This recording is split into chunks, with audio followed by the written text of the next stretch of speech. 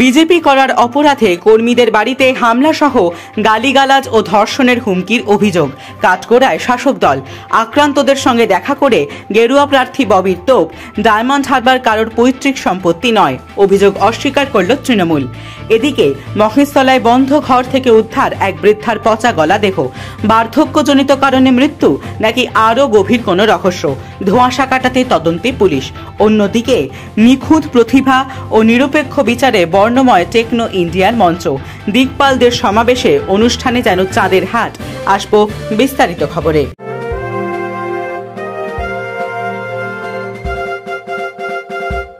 রামকৃষ্ণ বজবজ বিভাগীয় বস্ত্র বিপণী, বজবজ কলেজের সামনে। বৃহত্তর বজবজে পরিবার সহ বসে খাবার মতো একমাত্র শীততাপ রেস্টুরেন্ট কলাপাতা। দেশি বিদেশি খাবারের জন্য অবশ্যই আসুন কলাপাতা। হোম ডেলিভারি ব্যবস্থা।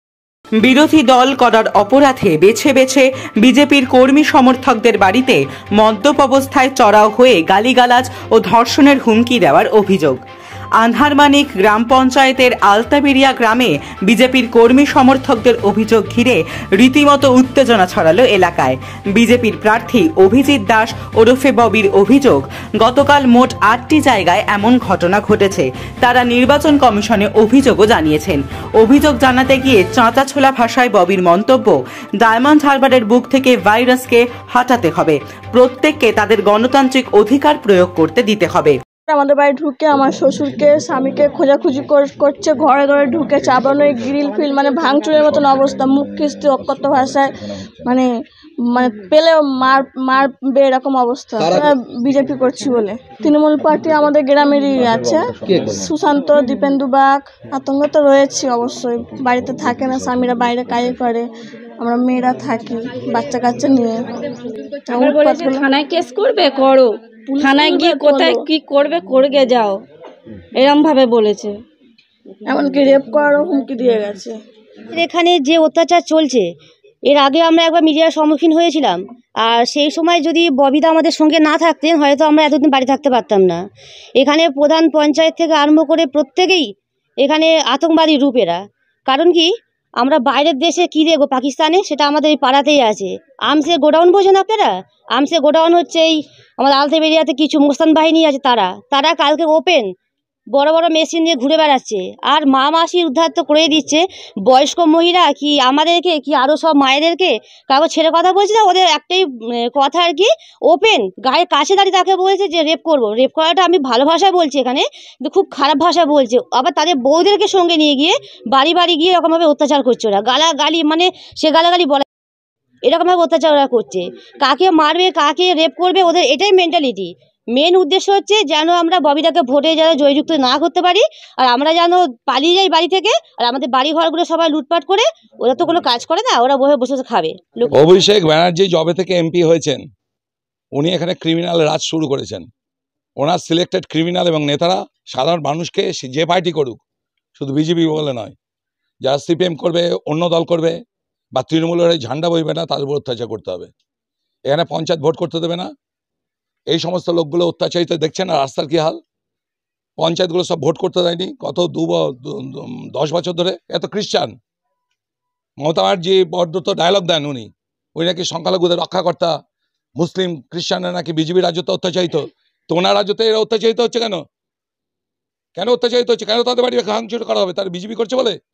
ঘরে স্বামী নেই, বউগুলো রয়েছে, বাচ্চা রয়েছে, তাদের বাড়িতে ভাঙচুর করেছে। অপরাধ বিজেপি করা যাবে না? ডেমোক্রেটিক রাইটসকে হরণ করে নিয়েছে। যদিও বিজেপির সব অভিযোগ উড়িয়ে দিয়ে আন্ধারমানিক গ্রাম পঞ্চায়েতের অঞ্চল সভাপতি পিন্টু সর্দারের দাবি, তৃণমূলের বেশ কিছু লোকজন নিজেদের স্বার্থ চরিতার্থ করে বিরোধী দলে গিয়ে মানুষকে ভুল বোঝাচ্ছে। ওই লোকগুলো সব আমাদের লোক, কিন্তু কিছু স্বার্থপর লোক যারা অন্য জায়গায় ছিল, তাদেরকে আমরা মোটিভেট করে, দিদি যখন বলেছিল যে আমরা শান্তি চাই, অশান্তি চাই না, সেইগুলো আমাদের সঙ্গে নিয়ে তারাই আবার ব্যাক করেছে বিজেপিতে। কিন্তু তারা আমাদের সঙ্গে থেকে আমাদের জায়গা থেকে লাভ নেওয়া, লাভ মিনস পুকুর কাটা সরকারি থেকে, লোন নেওয়া, সব থেকে আরম্ভ করে পঞ্চায়েত উপভোগ করেনি। তারা 3-4 জন মিলে মোটিভেট করছে পাড়াটাকে। পাড়ার লোকরা যেসব কথা বলছে, যে ওগুলো ওদের শেখানো কথা, আমাদের লোকরা এই কথা বলেনি আর বলবেও না। তারা যদি সন্দেশখালির কথা সব জায়গায় বাজানো হয়, এটা ঠিক না। আমাদের মন্ত্রী সাহেবের অর্ডার, কোনো অশান্তি হবে না। আজকে কাল তার অর্ডারে আমরা গিয়েছিলাম, আমাদের মন্ত্রী সাহেব দিলীপ মণ্ডল, তার অর্ডারে আমরা জানি এলাকার শান্তি বজায় রাখতে হবে। আমরা কালকে যখন এই ঘটনা ছোট করে হয়, আমি তো কালকে স্পটে মিটিং ছেড়ে 7:30 8টার সময় স্পটে গিয়েছিলাম। আমি বলেছি যা বলেছে ভুল করেছে এটা বলবে না, যদি কেউ বলে থাকে বল না দাদা আমরা এসব কোনো কথা বলিনি। আমরা তো আমাদের লোক, আমাদের গেঁতি, আমাদের পাড়ার লোক একসঙ্গে চলাফেরা, ওই 3 মাস 6 মাস আগে তো আমাদের সঙ্গেই ছিল, একসঙ্গেই থাকতো। ও দোষ ওদের না, 3-4 জন যারা মোটিভেট করছে তারা এইগুলোকে ওদের যারা যেটা কথা শিখিয়ে দিচ্ছে সেই কথাই বলতে ওরা বাধ্য হচ্ছে। আর দেখা যায় ওদের থেকে 60% লোক আমাদেরই ভোট দেবে, এই অভিষেক ব্যানার্জিকে জোড়া ফুল চিহ্নে ভোট দেবে। এটা ভিত্তিহীন, ওদের শেখানো কথা বলছে, ওদের শেখানো বলি, অন্য কেউ বলছে না। ওদের বলে দিচ্ছে 4 জন, তার 2-3 জন আছে, তারাই শুধু পার্টি হলে চেঞ্জ হয়, আমাদের এখানে মুনাফা লুটে চলে যায়, তাদের দিয়ে মোটিভেট করছে। মহেশতলার মোল্লার গেটের ঘটনা, বাড়ির দরজা ভেঙে উদ্ধার হলো এক বৃদ্ধার মৃতদেহ। স্থানীয় সূত্রে জানা যাচ্ছে ছেলে কর্মসূত্রে বাইরে যাওয়ায় একাই থাকতেন ওই মহিলা। স্থানীয়রা হঠাৎই বাড়ির ভেতর থেকে পচা গন্ধ পান, সন্দেহ জাগায় খবর দেন থানায়। খবর পেয়ে ঘটনাস্থলে মহেশতলা থানার পুলিশ পৌঁছে ওই বাড়ির ভেতরে ঢুকে উদ্ধার করে ওই মহিলার নিথর দেহ। দেহটি উদ্ধার করে বিদ্যাসাগর হাসপাতালে নিয়ে গেলে চিকিৎসকরা তাকে মৃত বলে ঘোষণা করেন। কিন্তু মৃত্যুর কারণ কি নেহাতি বার্ধক্যজনিত রোগ, নাকি এর নেপথ্যে লুকিয়ে আছে আরও চাঞ্চল্যকর কোনো রহস্য? ধোঁয়াশা কাটাতে তদন্তে নেমেছে পুলিশ। वो तो बहुत दरजा बंद करके मरा। अच्छा हाँ लेडीज था, लेडीज नहीं एकदम बस के लोग था। अच्छा हाँ बाबू तो सुबह गंध निकला ना, वो जो घर का साइड लोग बोलता हाँ निकला। দুদিন ব্যাপী সল্টলেকের টেকনো ইন্ডিয়াতে বিএমএস বিভাগের আয়োজনে অনুষ্ঠিত হলো মিডিয়া সেন্ট্রাল 2 এর একটি বর্ণময় অনুষ্ঠান। বিভিন্ন প্রতিযোগিতা সহ বহু সাংস্কৃতিক অনুষ্ঠানে সুসজ্জিত ছিল মঞ্চ। ছাত্রছাত্রীরা প্রতিযোগিতায় অংশগ্রহণ করে তাদের নিপুণ প্রতিভার নিদর্শন রাখেন। নিরপেক্ষ বিচারে বিভিন্ন বিষয়ে একজন করে বিজয়ীদের বেছে নেওয়া হয়। আলোচনার বিষয় ছিল মানব জীবনে কৃত্রিম বুদ্ধিমত্তার প্রভাব।